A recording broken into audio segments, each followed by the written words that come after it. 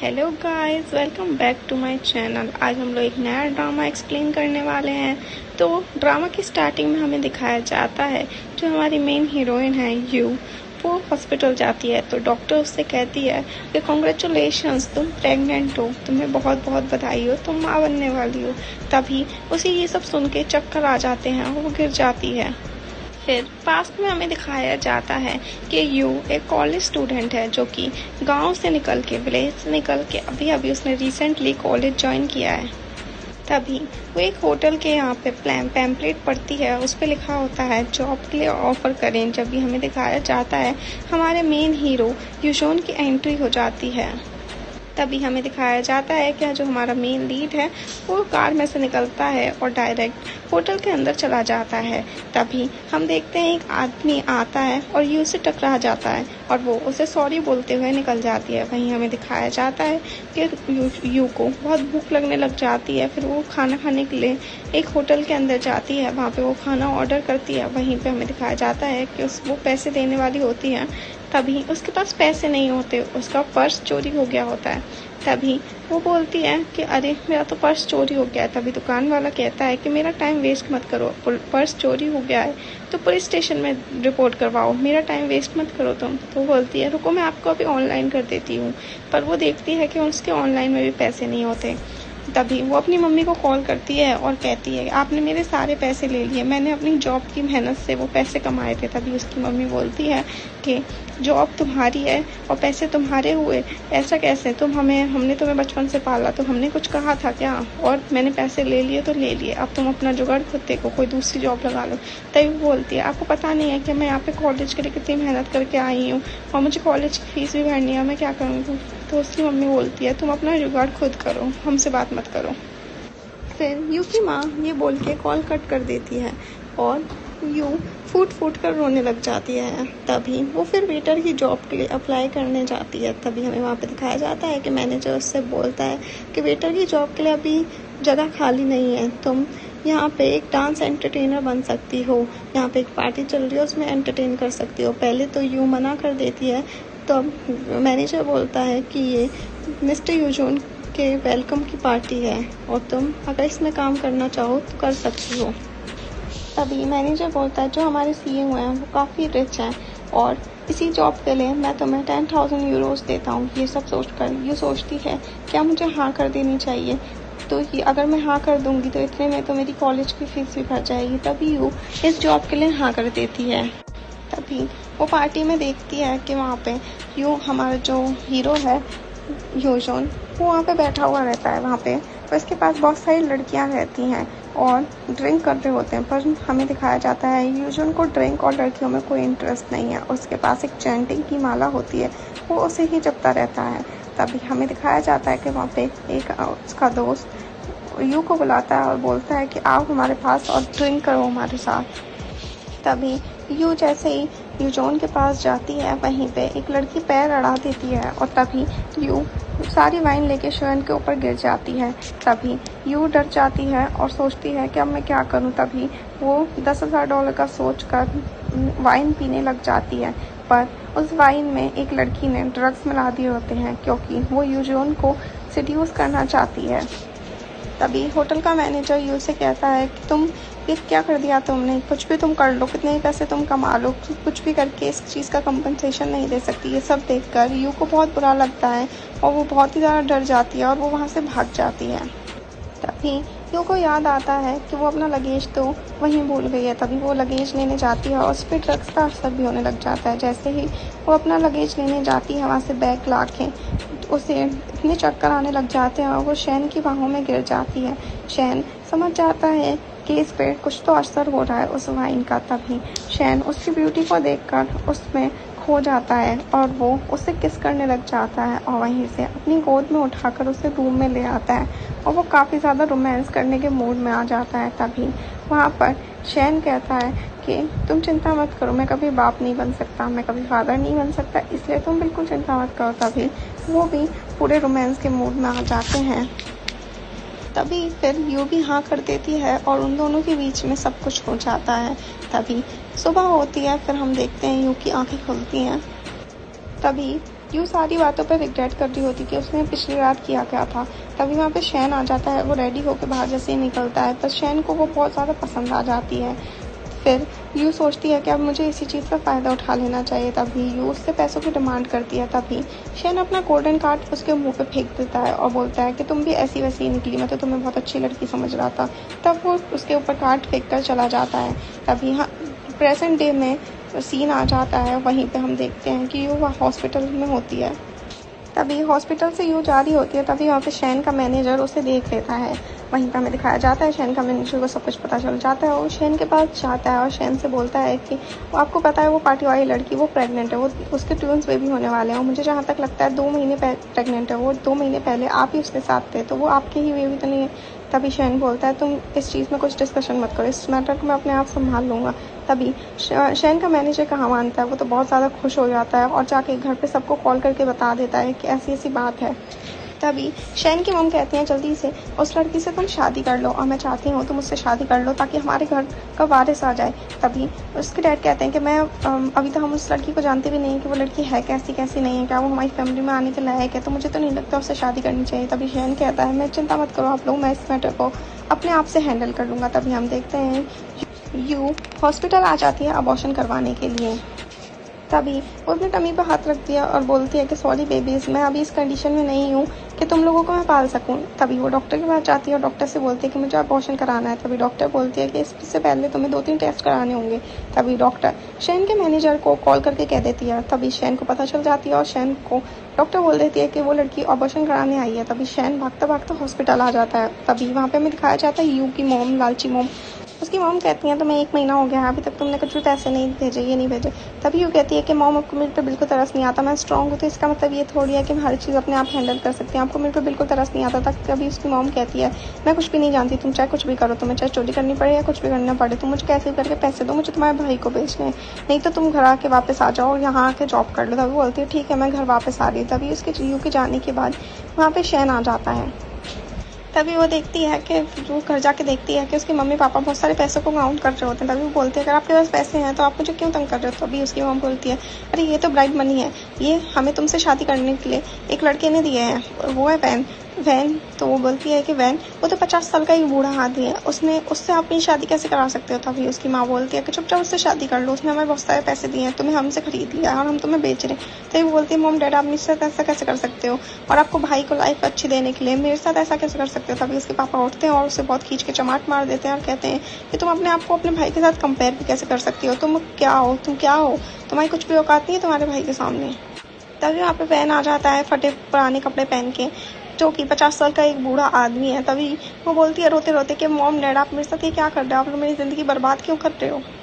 तभी ये सब सुनने के बाद उसके डैड फिर से उसे एक थप्पड़ मार देते हैं और उसे वैन के साथ अकेला छोड़ के चले जाते हैं। तभी उनके जाने के बाद वैन यू के साथ बहुत ज़्यादा ज़बरदस्ती करने लग जाता है और ऐसी ज़बरदस्ती करने में यू उसे अपने बैग खींच के मार देती है। तभी उसमें से रिपोर्ट्स बाहर आ जाती है। वैन उस रिपोर्ट्स को पढ़ लेता है और बोलता है क्या तुम पहले से प्रेग्नेंट हो, तुम्हारे मम्मी पापा ने तो कहा तुम एक बहुत अच्छी लड़की हो और तुमने तो आज तक कुछ भी नहीं किया, और ये क्या तुम तो प्रेग्नेंट हो, तुम 2 बच्चों की माँ बनने वाली हो। तभी वो कहती है कि तुम अपने काम से काम रखो। तभी हमें दिखाया जाता है शैन पे एक कॉल आता है, जिसमें कॉल में कहता है एक आदमी कि जो आप लड़की आपके साथ आई थी यू नाम की, उसने अपने कॉलेज फीस के लिए सिर्फ 8,000 युआन लिए हैं और उसने बाकी सारा कार्ड वापस करवा दिया है। तभी कॉल करने के बाद शैन सोचता है कि मैंने इसके बारे में कितना गलत सोचा था, ये तो बहुत अच्छी लड़की है।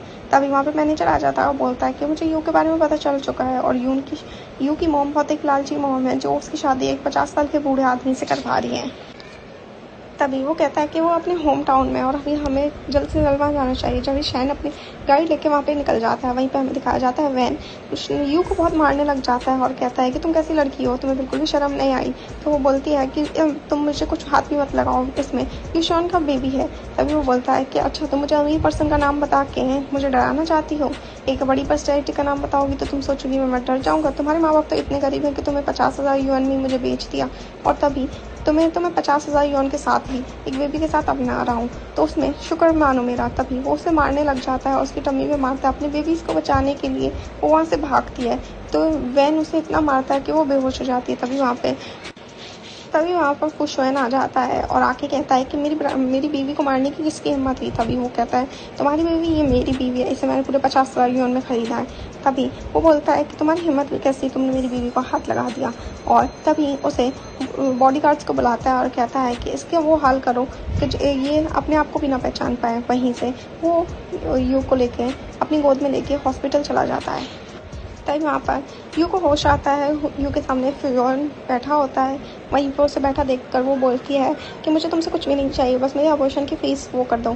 तभी वहाँ पर उसका असिस्टेंट और उसका मैनेजर आ जाता है। तो वो बोलता है कि हेलो भाभी, आपको होश आ गया और डीएनए रिपोर्ट्स आ चुकी हैं, वो फ्यूशन के ही बेबीज़ हैं। तभी वो बोलती है क्या तुम मुझे ऐसी वैसी लड़की समझते हो तुम लोग, और तुम लोग मुझे समझते क्या। तभी वो बोलता है कि नहीं, हम लोग आपको कुछ भी नहीं समझते, आप गलत समझ रही हो, मैं इसका चाइल्डहुड दोस्त हूँ और इसका असिस्टेंट भी हूँ भाभी, तो आप चिंता मत करो बिल्कुल। तभी वो बोलती है कि नहीं, मुझे कोई भाभी भाभी मत बुलाओ और मैं तुम्हारी कोई भाभी नहीं लगती और ना मुझे इससे शादी करनी है। तो और अभी तो मैं स्कूल कॉलेज में हूँ और तभी मेरी स्टडीज़ पे भी बहुत इफेक्ट पड़ेगा, मैं अभी ये बच्चे पैदा करना नहीं चाहती। तभी वो बोलता है कि आप चिंता मत करो भाभी, वो आपकी और बच्चों की पूरी रिस्पॉन्सिबिलिटीज़ लेगा फूशन। तभी बोलता है कि भाभी आप इतने गुस्से में आके फैसला मत लो, क्योंकि फूशन कभी भी बाप नहीं बन सकते थे और वो फाइनली आप उनसे प्रेग्नेंट हो चुकी हैं और आप ही जो हैं वो फूशन की फैमिली की ब्लड लाइन को चलाएंगी। तो प्लीज़ आप ठंडे दिमाग से सोचो। तभी यू पूछती है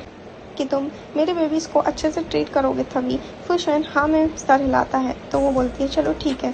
फिर वहीं पे मैनेजर और फूशन दोनों ही खुश हो जाते हैं। वहाँ पे फूशन पूछता है कि मुझे लगता है कि तुम्हारे पेरेंट्स तुम्हें अच्छे से ट्रीट नहीं करते, तुम्हें मारते पीटते भी हैं क्या। तभी वो बोलती है कि हाँ, मेरे पेरेंट्स ने बचपन से ही मेरे भाई को ज़्यादा प्यार किया है और मुझे नहीं किया। तभी वो बोलता है कि अब तुम्हें चिंता करने की कोई ज़रूरत नहीं, अब तुम्हारी जिम्मेदारी मेरी जिम्मेदारी है, तुम्हारा ख्याल, तुम्हारे कपड़े लत्ते, तुम्हारा सारा रहना सहना सब मैं करूँगा और तुम्हारी स्टडीज़ कॉलेज सब कुछ का मैं ध्यान रखूँगा। तभी वो बोलती है इसकी कोई ज़रूरत नहीं है, मैं अपना ख्याल खुद रख सकती हूँ। तभी फूशन चिल्लाते हुए बोलता है कि जाओ अपने कपड़े चेंज करो, ज़्यादा दिमाग खाने की ज़रूरत नहीं है, अब मैं तुम्हारा ख्याल पूरी तरह से रखूँगा। तभी हमें दिखाया जाता है नेक्स्ट सीन में वो लोग घर पहुँच जाते हैं। जैसे ही वो दोनों घर में पहुँचते हैं तभी वहाँ की मेड पूछती है कि सर ये कौन है। तभी फूशन बोलता है ये मिसेस सू है, इनको अपना रूम दिखा दो और इनका ख्याल रखना। तभी वो उसे रूम दिखा देती है और बोलती है कि मैम अगर आपको ये रूम अच्छा लग रहा है तो ठीक है, नहीं तो इसमें आपको कोई चेंजेस कराने तो आप मुझे बता दीजिएगा। तभी वो बोलती है हाँ ये बिल्कुल परफेक्ट है, मुझे कोई चेंजेस नहीं कराने। तभी वो वहाँ पे उसे गर्मी लग रही होती है, वहीं वो एसी चलाने की सोचती है पर चलाती नहीं है। कहती है कि मिस्टर फू का बिल ज़्यादा आ जाएगा, इस वजह से मैं एसी नहीं चलाती, रात में गर्मी लगेगी तो चला लूँगी। तभी वहाँ पे फ्यूशन की मम्मा आ जाती हैं और वो उसे देखकर बहुत खुश होती हैं। तभी वहाँ पे वो बोलती है कि चलो मैं तुम्हें शॉपिंग करने ले चलती हूँ। तभी वो बोलती है नहीं आंटी मुझे इसकी ज़रूरत नहीं है, थैंक यू। तभी वो बोलती है कि नहीं चलो मेरे साथ। तभी वो ज़बरदस्ती से शॉपिंग करने ले जाते हैं और वो 2-3 कपड़े चेंज करती है और लास्ट में जब वो एक ड्रेस पहन के निकलती है तभी फ्यूशन का दिल उससे फिर से आ जाता है और फ्यूशन सोचता है ये कितनी सुंदर है। तभी वहाँ पे उसकी मॉम उसके लिए और सारे कपड़े भी पैक कर रही होती हैं, उसके खाने पीने का आइटम भी पैक कर रही होती है। तभी वो सोचती है कि ये कितनी अच्छी है, मेरी मॉम ने कभी मेरे साथ ऐसा नहीं किया। तभी वो कार में बैठ जाते हैं और कार में बैठने के बाद वो बोलती है कि थैंक यू आंटी, आपने मेरा बहुत ख्याल रखा और आपने मेरे लिए बहुत सारी शॉपिंग की। तभी वो बोलती है कि अरे मैंने इसका बिल नहीं दिया, अगर तुम्हें थैंक यू बोलना है तो फ्यूशन को ही बोलो। तभी वो बोलती है थैंक यू मास्टर, आपने मेरे लिए इतना सब कुछ किया। तभी वो बोलती है, उसकी मम्मा बोलती है कि अरे थैंक यू मास्टर नहीं बोलो, वो तुम्हारा पति है, कोई मास्टर नहीं है, उस नाम से बुला सकते हो। तभी ये लोग घर आ जाते हैं और घर आते ही उसकी मम्मा उसे खिलाने में लग जाती हैं। बहुत सारा खिलाने के बाद वो सोचती है ये कितनी अच्छी हैं। वहीं पे फूशन उसे अपना गोल्डन कार्ड दे देता है रखने के लिए कि ताकि उसको कभी ज़रूरत हो तो वो यूज़ कर सके, पर वो लेने से मना कर देती है। पर फ्यूशन की मम्मा जो है वो उससे ज़बरदस्ती कहती हैं। तभी वो बोलती है कि वाओ ये कितनी अच्छी फैमिली है, मैं बहुत खुश हूँ यहाँ आके। तभी यू कहती है कि कल से मैं कॉलेज ज्वाइन करूँगी। तभी वहाँ पे यूशन उसे हाँ कर देता है। वहीं पे वो दूसरे दिन कॉलेज जाती है, वहाँ पे 2-3 लड़कियाँ उसके बारे में बात कर रही होती हैं, गॉसिप कर रही होती हैं। कहती हैं कि अरे ये तो एकदम पुअर लड़की है, ये तो विलेज से आई हुई लड़की है, इसके पास इतने पैसे कहाँ से आए जो इतनी एक्सपेंसिव ड्रेस पहन रही है। तभी वहाँ पे वो लोग सोचते हैं कि अरे ये इसने लगता है कोई तो बड़ा आदमी या कोई बूढ़ा आदमी पटा लिया है, तभी जाके ये इतनी ज़्यादा अमीर लग रही है। तभी वो वहाँ पे उसे बुली करने लग जाती हैं और उसे धक्का मुक्की मार देती हैं और उसके धक्के मारते ही वहाँ पे उसकी ड्रेस फट जाती है। तभी वहाँ पे जब शाम को श्वेन उसे लेने आता है तभी श्वेन उसकी फटी हुई ड्रेस को देख के पूछता है कि ये क्या हुआ। तभी वो उसे बताती नहीं है, ये सोचती है कि ये मेरा कॉलेज जाना बंद कर देगा अगर मैंने इसे ही बुली वाला इंसिडेंट बता दिया तो। वहीं पर वो खाना खा रही होती है, वहीं पर उसे वो बुली वाला इंसिडेंट याद आता है। तभी वो बहुत ज़्यादा परेशान हो जाती है, उसकी तबीयत ख़राब हो जाती है। इतने में डॉक्टर आ जाता है।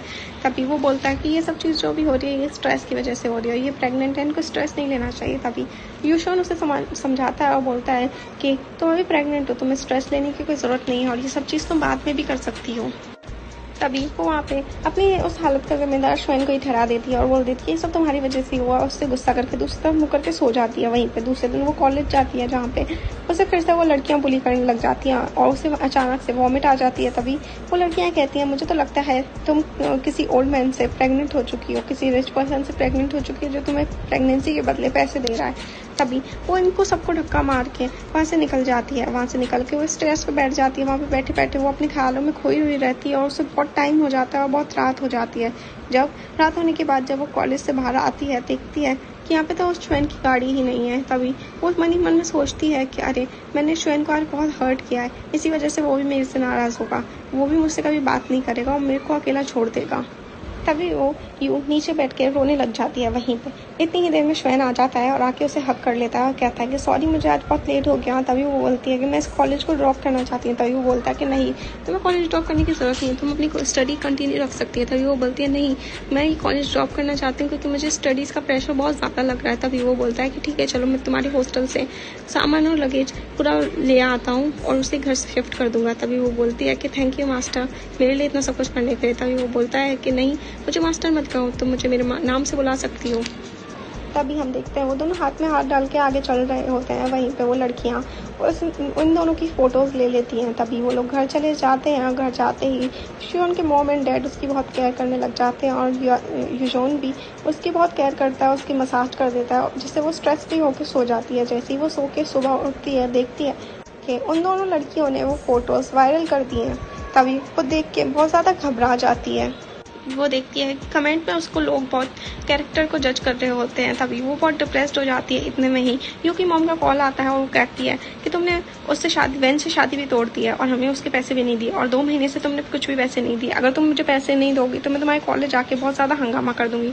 तभी यू हिम्मत करती है और बोलती है आपको जो करना है वो कर लो और मुझे अब आपसे डर नहीं लगता, आपको जो करना है वो कर लो। इतने में ही कह के वो कॉल काट देती है और जाके खिड़की के पास खड़ी हो जाती है।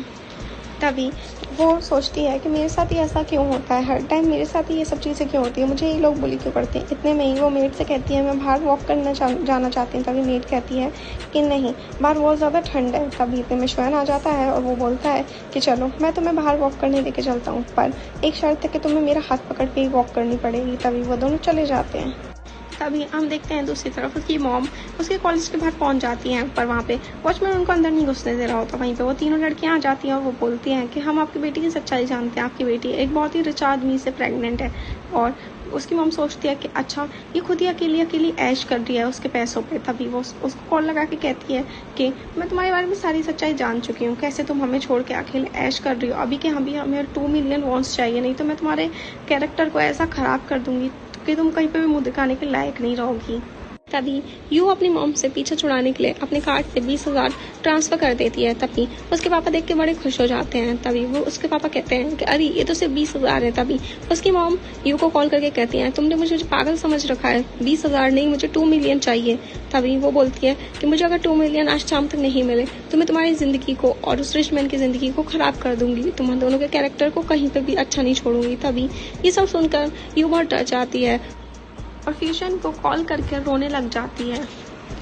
तभी ये सब सुनकर फ्यूशन बहुत घबरा जाता है और डायरेक्ट भाग भाग के घर पे आ जाता है और आके डायरेक्ट उससे आके यू को किस कर लेता है और किस करते हुए बोलता है मुझे बताओ तुम्हें किसने बुली किया, किसने तंग किया तुम्हें, मुझे बताओ उसका नाम। तभी वो बोलती है क्या तुम वही फ्यूशन हो जिससे दुनिया डरती है। तो बोलता है कि नहीं, मैं वो नहीं हूँ, मुझे अपने बच्चों के लिए अच्छा पापा बनना है, अच्छा डैडी बनना है। तभी वो बोलता है कि ये सब बातें तुम छोड़ो और मुझे बताओ कि तुम्हें किसने बुली किया। तो बोलती है कि मेरी मम्मा ने मुझसे 2 मिलियन मांगे हैं और मैंने अगर उन्हें नहीं दिए तो वो मेरे कैरेक्टर को ख़राब कर देंगी, वो मेरे इमेज को ख़राब कर देंगी और मुझे इस कॉलेज में 3 लड़कियों ने बुली किया था। मैं जानती हूँ कि ये सब बताना और ये सब बोल के मुझे तुम्हें डिस्टर्ब नहीं करना चाहिए, बट मेरे पास कोई और ऑप्शन नहीं है। तभी वो बोलता है कि सॉरी ये सब मेरी वजह से हुआ है, अगर मैं उस रात तुम्हारे करीब ही नहीं आया होता तो आज ये सब कुछ भी नहीं हो रहा होता। तभी यूँ कहती है कि तुम्हें मेरी चिंता करने की इतनी ज़रूरत नहीं है, वैसे भी हमारा रिश्ता तो एक कॉन्ट्रैक्ट के ऊपर है। तभी जैसे ही डिलीवरी हो जाएगी हमारा रिश्ता भी ख़त्म हो जाएगा। ये सब कहकर यूँ अपने कमरे में चली जाती है और फ्यूजन अपने मैनेजर को कॉल करके उन कॉलेज वाली लड़कियों को और यू के फैमिली मेम्बर्स को किडनैप करने की बात कर देता है। जैसे ही मैनेजर यू के फैमिली मेम्बर्स और उन लड़कियों को किडनैप करके ले आते हैं तभी वो बोलते हैं कि तुमने यू मैडम को बुली करने की हिम्मत भी कैसे की। तभी वो लड़कियां बोलती हैं कि अरे यू को मैडम बोलने वाले तुम कौन हो। तो मैनेजर बोलता है कि मुझसे ये सवाल करने वाली तुम इतनी भी क्वालिफाइड लड़की नहीं हो। तभी फ्यूजन आ जाता है यू के पास और वो बोलता है कि चलो कि तुम जल्दी से रेडी हो जाओ, मुझे तुम्हें कहीं पे लेके जाना है। तभी उसको वो ओल्ड वाली बिल्डिंग में लेके आ जाता है जहाँ पे ऑलरेडी वो सब लोग किडनैप हुए होते हैं। वहीं पे आके वो उसे बैठा देता है यू को और बोलता है कि तुम अभी ठीक फील कर रहे हो, ये पांचों वही हैं जिन्होंने तुम्हें बुली किया है। तभी वो बोलती है कि मुझे यहाँ पे वॉमिट जैसी फील आ रही है। तो वो बोलता है कि सॉरी मुझे माफ़ करो कि मैं तुम्हें यहाँ पे ले आया हूँ इनके लोगों के चक्कर में।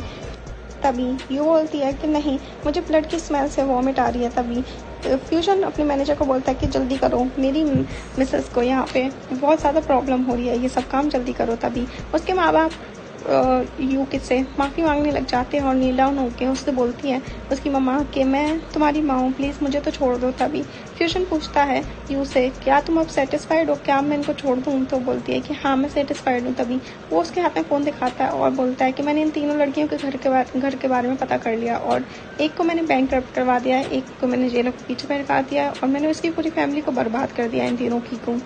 तभी ये सब देखकर यू बहुत इमोशनल हो जाती है और उसके हाथ को पकड़ के कहती है कि थैंक यू, मेरे लिए आज तक किसी ने स्टैंड नहीं लिया और इतना अच्छा मुझे आज तक किसी ने फील नहीं करवाया। तभी वो लोग घर पे आ जाते हैं, वहाँ से पीछे से आके ही फ्यूजन उसको हक कर लेता है और तभी वो आगे आ जाता है। तभी वो बोलती है कि तुम मेरी एक हेल्प करोगे, मेरा DNA टेस्ट करवा दो, मुझे लगता है कि मैं उस फैमिली का हिस्सा ही नहीं हूँ, ना मुझे उनसे शक्ल मिलती है ना कुछ। तो वो बोलता है कि हाँ मैं तुम्हारा DNA टेस्ट करवा दूंगा पर तुम्हें मेरी एक हेल्प करनी पड़ेगी। तो यू बोलती है कि हाँ पर क्या। तभी फ्यूजन बोलता है कि तुम्हें मेरे रूम में शिफ्ट होना पड़ेगा। तभी यहाँ पे हमारी हीरोइन बहुत शर्मा जाती है। तभी वो फ्यूजन से बोलती है वैसे अब ये कुछ ज़्यादा ही हो गया। तभी फ्यूजन उससे बोलता है कि तुम मुझे गलत मत समझो, बस मैं तुम लोगों को हक करके सोना चाहता हूँ। तभी वो उसे अपने गोद में उठा के ले जाता है। नेक्स्ट सीन में हमें दिखाया जाता है कि फ्यूजन अपने ऑफिस में होता है। तभी मैनेजर आके उसे DNA रिपोर्ट्स देता है। तभी DNA रिपोर्ट्स वो डायरेक्ट यू के पास ले जाता है। वहाँ पर हमें दिखाई देता है कि उसकी DNA रिपोर्ट्स नेगेटिव हैं, मतलब वो उनकी बेटी नहीं है। तभी वहाँ पर यू बोलती है कि मुझे स्टार्टिंग से लगता था कि मैं इनकी रियल बेटी नहीं हूँ, तभी ये सब मेरे साथ ऐसा मिसबिहेव करते हैं। तभी वो बोलती है कि तुम मेरी एक हेल्प करोगे, तुम मेरे रियल पेरेंट्स को ढूंढने में मेरी मदद करोगे। तभी यू फ्यूजन बोलता है कि हाँ मैं तुम्हारी बिल्कुल मदद करूँगा। यहाँ पे हमें नेक्स्ट सीन में दिखाया जाता है कि फ्यूजन अपने मैनेजर को भेजता है और बोलता है कि जाओ पता करो कि इसके रियल पेरेंट्स कौन है। वहीं पे हमें दिखाई देता है कि फ्यूजन का मैनेजर हॉस्पिटल जाता है और जाके उसके पेरेंट्स को मारने लग जाता है और पूछता है कि हमारी मैडम के रियल पेरेंट्स कौन है और तुमने क्या घपला किया वो हमें बताओ तुम। तभी वो उन्हें मार मार के पूछने लग जाता है। इतने में इसकी मॉम बोलती है कि 20 साल पहले। तभी उसकी फेक मॉम कहती है कि जो मेरा बेबी हुआ था वो डेड पैदा हुआ था, इस वजह से मेरी मदर इन लॉ मुझे फेक समझ लेती और पनौती समझ लेती, इसी वजह से मैंने दूसरी वाली औरत का बेबी चुरा लिया था और मैं इसके अलावा कुछ नहीं जानती। तो वो बोलता है कि कौन है उनके रियल पेरेंट्स बताओ। तो बोलती है कि मैं इससे अलावा कुछ नहीं जानती, बस वो हॉस्पिटल का नाम जानती, वो सिटी हॉस्पिटल था। तभी मैंने सारी डिटेल्स लेके फ्यूजन के पास पहुँच जाती। तभी फ्यूजन उसके पास रिपोर्ट्स को लेके पहुंच जाता है, डिटेल्स को लेके पहुंच जाता है। वहाँ पे दिखाई देता है कि 5 साल पहले जो यू के रियल पेरेंट्स थे उनकी डेथ हो जाती है। तभी यू ये सब देखकर बहुत ही ज़्यादा स्ट्रेस में हो जाती है और बोलते हैं कि मैं अपने आखिरी बार भी अपने पेरेंट्स को देख नहीं पाई कि मेरे रियल पेरेंट्स कौन थे, मैं इतनी अनलक्की क्यों हूँ। तभी यूजन की मॉम बोलती है कि बेटा तुम चिंता मत करो, आज से हम ही तुम्हारे पेरेंट्स हैं, हम ही तुम्हारी मैं मम्मी और ये डैडी हैं तुम्हारे। तभी वो रोने लग जाती है, वो किसी की बात नहीं सुनती और वो रो रो के बेहोश हो जाती है। तभी डॉक्टर आता है, डॉक्टर कहते हैं कि इनको स्ट्रेस में मत रहने दीजिए, ये जो इनकी हालत हो रही है ये स्ट्रेस की वजह से हो रही है, आप इनको हैप्पी रखने का ट्राई कीजिए। तभी यू को होश आता है और यू कहती है कि मैं अपने पेरेंट्स से मिलना चाहती हूँ। तभी फ्यूजन उसे उनके मॉम डैड की ग्रेव पे लेके जाता है। वहाँ जाके वो उनसे मिलती है और रोती है और कहती है कि सॉरी मॉम डैड, जब आप जिंदा थे मैं आपसे मिल नहीं पाई, पर अब मेरे ट्विंस भी होने वाले हैं और मैं जब वो होंगे तब आपसे मिलाने ज़रूर लेके आऊँगी। वहीं से वो दोनों चले जाते हैं और कार में बैठ के वो दोनों अब कॉन्ट्रैक्ट कपल की जगह एक रियल कपल हो जाते हैं। वहीं पे हमें दिखाई देता है कि यू कहती है कि थैंक यू मेरे साथ देने के लिए, पर अभी भी मैं अपने फेक पेरेंट्स के उससे खुश नहीं हूँ। मैं अभी भी उन्हें और सज़ा देना चाहती हूँ। उन्होंने जो मेरे साथ किया है वो बहुत ही ज़्यादा गलत किया है। तभी फ्यूजन उसे लेके ओल्ड बिल्डिंग फिर से पहुँच जाता है। तभी वो अपने फेक पेरेंट्स से मिलने आ जाती है। तभी उसके फेक पेरेंट्स कहते हैं कि हमें यहाँ पे क्यों बुलाया गया है। तभी वो बोलती है कि मैं अभी आप लोगों ने मेरे साथ बहुत बुरा किया है और मुझे आपकी रियलिटी सब पता चल गई है। तभी उसकी मॉम बोलती है कि हमने तुम्हें बचपन से इतना खिलाया पिलाया, हमने तुम्हें खाना खिलाया, सब कुछ रखा। उसके पापा बोलते हैं कि मैंने तुम्हें रहने के लिए घर दिया, सब कुछ दिया। तभी वो उसको इमोशनली ब्लैकमेल करते हैं। पर यहाँ पे यू अब बहुत ही ज़्यादा कठोर हो चुकी है। तभी वो यू कहती है कि मैं आपको जानती हूँ कि आपने मुझे क्या खिलाया क्या पिलाया। मैं हमेशा से एक स्टोर रूम में रही हूँ। आपने मुझे खाने के लिए भी आपका बचा हुआ कच्चा खाना दिया और टीनेज से मैं जॉब कर रही हूँ। टीनेज से जो मैं जॉब करती हूँ उसके पैसे आप मुझसे छीन लेते हो और मुझे अब आपकी रियलिटी सबकी पता चल चुकी है। तभी उसके बाद पूछते हैं क्या रियलिटी पता चल गई है। तभी वो बोलते हैं कि आप लोग मेरे रियल पेरेंट्स नहीं हो। तो वो बोलती है उसके पापा शॉक हो जाते हैं और उसके पापा शॉक होने के बाद पूछते हैं कि क्या बोल रहे थे। तभी उसकी मॉम कहती है कि हाँ ये सच बोल रही है, मैंने वहाँ से हमारी बेटी डेड पैदा हुई थी, मैंने दूसरे की बच्ची चुरा ली थी। तभी उसके पापा उसे बहुत ज़्यादा गालियाँ दे रहे होते हैं उसकी माँ को। तभी मैनेजर बोलता है कि मैडम ये बहुत ज़्यादा बोल रहे हैं, क्या मैं आपकी इनकी ज़ुबान काट दूँ। तो वो बोलती है कि नहीं ये काम तो मैं अपने हाथों से करना चाहती हूँ। जैसे ही वो उनके पास आ रही होती है तभी वो दोनों आपस में गालियाँ दे रहे होते हैं। तभी फ्यूजन आता है और एक एक मुक्का मार के उनको चुप करा के उनको बेहोश करके चले जाते हैं। तभी दूसरे दिन दिखाया जाता है हमें कि यू अपने हाथों से केक बना के फ्यूजन के मॉम और डैड के लिए लेके आती है। तभी फ्यूजन के मॉम और डैड उस केक की बहुत तारीफ करते हैं और कहते हैं ये बहुत अच्छा बना है। फ्यूजन की मॉम अपनी मन में सोचती है कि अब तो ये बिल्कुल परफेक्ट मेरी डॉटर इन लॉ बन गई है और मुझे ये बहुत अच्छी लगती है। तभी वो बोलती है क्या तुम ये केक फ्यूजन को टेस्ट नहीं कराना चाहती, चलो तुम्हें मैं उसके ऑफिस ड्रॉप कर देती हूँ। तभी वो दोनों ऑफिस चले जाते हैं। वहीं पे हमारा हीरो जो है वो मीटिंग अटेंड कर रहा होता है। वहाँ पे यू कॉल करती है और कहती है कि मैं तुम्हारे ऑफिस के बाहर तुम्हारा वेट कर रही हूँ, जब तुम फ्री हो जाओ प्लीज़ नीचे आ जाना। तभी फ्यूजन अपनी सारी मीटिंग्स कैंसिल कर देता है और नीचे उसे लेने चला जाता है। तभी वो देखती है अपने आप को शीशे में कि मैं कैसी लग रही हूँ कैसी नहीं लग रही। तभी वहाँ से हमारा हीरो आता है, उसे अपनी जैकेट से ढक लेता है। तभी वो उसे अपने साथ ऑफिस में ले जाता है और तभी यूँ कहती है कि तुम्हें अच्छा नहीं लगा कि मैं यहाँ पे आई हूँ, सॉरी पर मैं आना नहीं चाहती थी, मुझे मॉम ज़बरदस्ती ले आई है। तभी वो उसे किस करते हुए कहता है कि नहीं मुझे बहुत अच्छा लगा तुम यहाँ आई हो, पर तुम एक 9 months प्रेग्नेंट वूमेन हो तो तुम्हें अपना ध्यान रखना चाहिए। तभी वो बोलता है कि केक बहुत टेस्टी बना है। इतने में ही वो उसके फोरहेड पे किस करता है। तभी वो लोग वहाँ से निकल रहे होते हैं और ऑफिस के सभी लोग बोलते हैं कि ये लोग कितने परफेक्ट कपल हैं दोनों। तभी हमें हॉस्पिटल का सीन दिखाई देता है जहाँ पे फ्यूजन वेट कर रहा होता है और वहीं पे हमें दिखाई देता है कि यू की 2 ट्विन गर्ल हुई हैं और वहीं पे सब बहुत ज़्यादा खुश हो जाते हैं। वहीं पे फ्यूजन के मॉम एंड डैड भी बहुत ज़्यादा खुश हो जाते हैं और असिस्टेंट को थैंक यू बोलते हैं। असिस्टेंट को थैंक यू बोलते हुए कहते हैं कि तुम ही हो इस कहानी के रियल हीरो और तुम ही उसे वहाँ पे बाद में लेके गए थे और तुम ही ने ये सब कुछ करवाया है, तो थैंक यू। और तुम्हारे वजह तुम नहीं होते तो शायद ये लव स्टोरी आज इतने आगे नहीं पहुँचती। तभी वो लोग रूम में चले जाते हैं और बेबीज़ को देखते हैं। फ्यूजन कहता है कि मॉम मेरे बेबीज़ तो बहुत ज़्यादा कमज़ोर हैं, देखो इनके फेस पे रिंकल्स भी पड़ रहे हैं। तभी उसकी मॉम हंसते हुए कहती है तुम पागल हो, बेबीज़ ऐसे ही होते हैं जब वो बर्थ लेते हैं। तभी फिर वो लोग घर आ जाते हैं और घर आके यू अपने बच्चों को सुला देती है और सुला के मेड को दे देती है और कहती है कि इनको ध्यान से सुला देना। तभी वो दोनों बेड पे बैठे हुए रहते हैं और यू फ़ोन चला रही होती है। तभी वहाँ पे फ्यूजन कहता है कि फ़ोन ज़्यादा ज़रूरी है या डार्लिंग मैं ज़्यादा ज़रूरी हूँ। तभी यू कहती है कि ऑफकोर्स हनी आप ज़्यादा ज़रूरी हो। तभी फ्यूजन कहता है कि तो फिर मेरे से बात करो। तभी यू कहती है कि मैं आपसे एक बात कहना चाहती हूँ कि मैं यहाँ से नहीं जाना चाहती, क्या हम एक रियल कपल बन सकते हैं। और ये बोल के और उसको किस कर देती है, वो किस करके सो जाती है। तभी एक किस के बाद ही यूजुअल हमारा हीरो वहीं पे पिघल जाता है और उसके मन में तो लड्डू फूटने लग जाते हैं और किस करने के बाद ही वो बिल्कुल शाय हो जाता है। वहीं पे इन दोनों की शादी हो रही होती है। वहीं पे एक और कैरेक्टर की एंट्री होती है जिसका नाम होता है शिन। वो फ्यूजन की एक्स गर्लफ्रेंड रह चुकी होती है। तभी वो इनको आके मिलती है और उनको कॉन्ग्रेचुलेशंस करती है और पूछती है कि तुम दोनों की शादी कैसे हुई, तुम दोनों मिले कैसे। और काफ़ी जल्दी शादी और बच्चे दोनों हो गए। और तभी फ्यूजन यहाँ वहाँ की बातें करके इस टॉपिक को हटा देता है।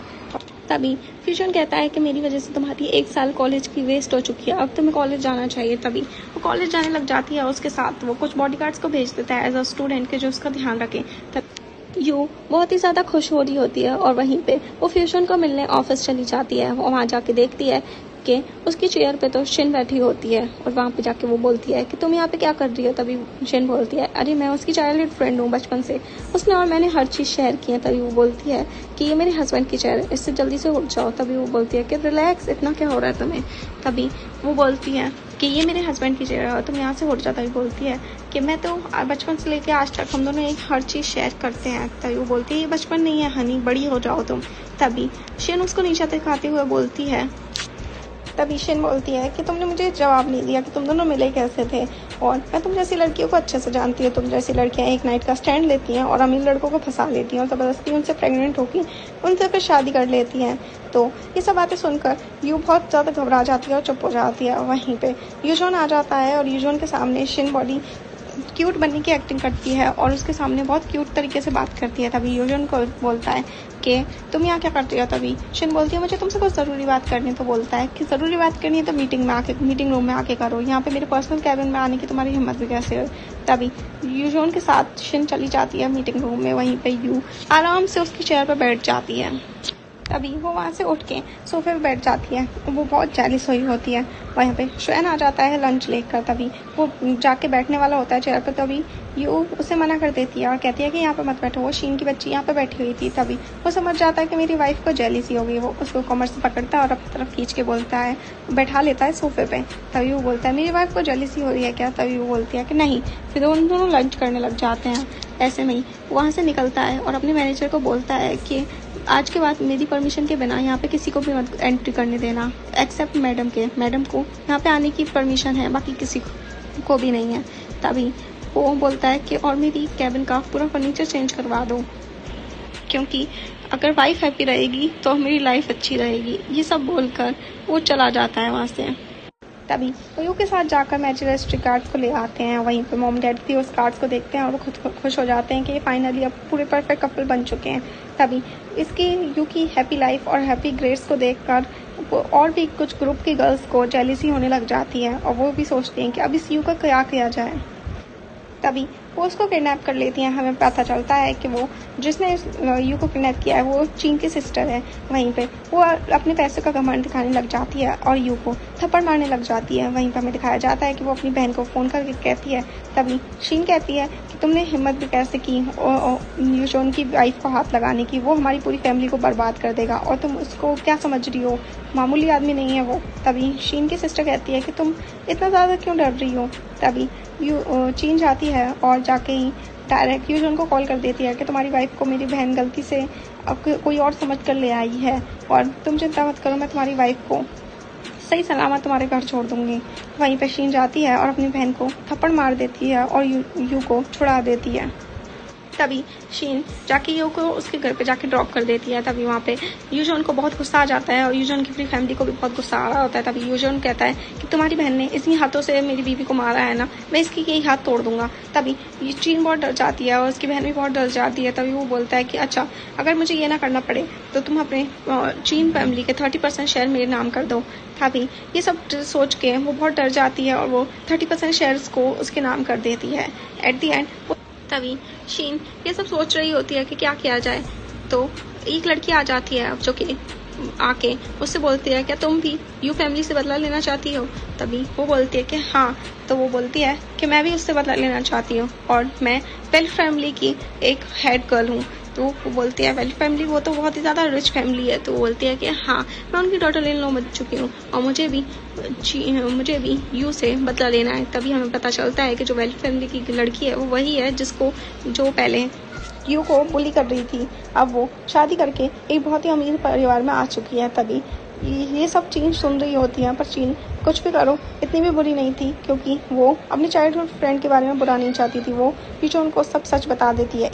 ये सब सुनने के बाद यूचोन बहुत ही ज़्यादा वरीड हो जाता है यू को लेकर और वो उसकी सेफ्टी के लिए पूरे बॉडीगार्ड्स को 24 घंटे के लिए लगा के रखता है उसके पास।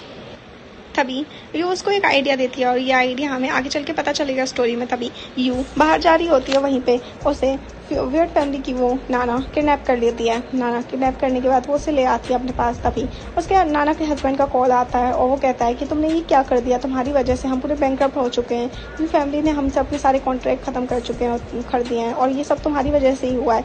तभी नाना भी बहुत ज़्यादा वरीड हो जाती है और वहीं पे हमें दिखाई देता है कि नाना का पति है जो है वो भी उससे रिश्ता ख़त्म कर देता है। तभी नाना कॉल कट करने के बाद बोलती है परेशान हो गई, ये सब तुमने किया है ना। तभी वो बोलती है कि ऑफ कोर्स ये सब मैंने ही किया है, कि तुम जैसी डम लड़की तो कुछ भी नहीं कर सकती। तभी वो उसका गला पकड़ लेती है। इतने में ही नाना का हस्बैंड आ जाता है और नाना का हस्बैंड आके यू की सेफ्टी करने लग जाता है। तो वो बोलता है कि तुम तो मेरी एक कज़न जैसी लग रही हो। तभी वो हॉस्पिटल ले आती है और यूजोन हॉस्पिटल आके बहुत ज़्यादा घबरा जाता है और उससे मिलने आ जाता है। तभी नाना का हस्बैंड और एक ओल्ड मैन आता है और वो बोलता है कि हमारी लड़की तो 20 साल पहले ही मर चुकी थी। तभी वो आता है और आके उसकी शक्ल को देखता है और बोलता है कि तुम्हारी शक्ल तो बिल्कुल मेरी वाइफ से मैच होती है। तभी उसका मैनेजर रिपोर्ट्स ले आता है और कहता है कि देखिए इसकी तो डीएनए रिपोर्ट्स भी आपसे मैच होती है। तो वो बोलती है कि क्या सही में आप ही मेरे पापा हो, आप ही मेरे डैड हो, मुझे यकीन नहीं हो रहा। तभी वो बोलता है कि तुम ही मेरी बेटी हो। तब वो बोलती है कि आप तो पहले ही कार एक्सीडेंट में मर चुके थे। तो वो बोलता है कि नहीं, मैं मरा नहीं था, हमने अपनी आइडेंटिटी चेंज करके यहाँ पे हम रह रहे थे। तभी यूशन अपने फादर इन लॉ को हर चीज़ एक्सप्लेन करने लग जाता है कि यू के साथ साथ हुआ क्या था। तभी यू का फादर उसको बहुत ज़्यादा चिल्लाता है कि तुम 32 साल के लड़के हो, मेरी बेटी सिर्फ 20 साल की और तुमने उससे शादी कर ली। तभी वो बोलती है कि पापा मैं इसके साथ बहुत खुश हूँ, मेरा हस्बैंड बहुत ही अच्छा आदमी है। तभी यूशोन बोलता है कि अब तो तुम खुश हो ना, क्यों ना हम अब एक ग्रैंड वेडिंग कर लें। तो हमें लास्ट में दिखाई जाती है अपने हीरो हीरोइन की एक ग्रैंड वेडिंग। यहीं पे हमारा स्टोरी का डी एंड हो जाता है। ऐसी आपको स्टोरीज पसंद है तो हमारे चैनल को सब्सक्राइब कीजिए, उस वीडियो को लाइक कीजिए।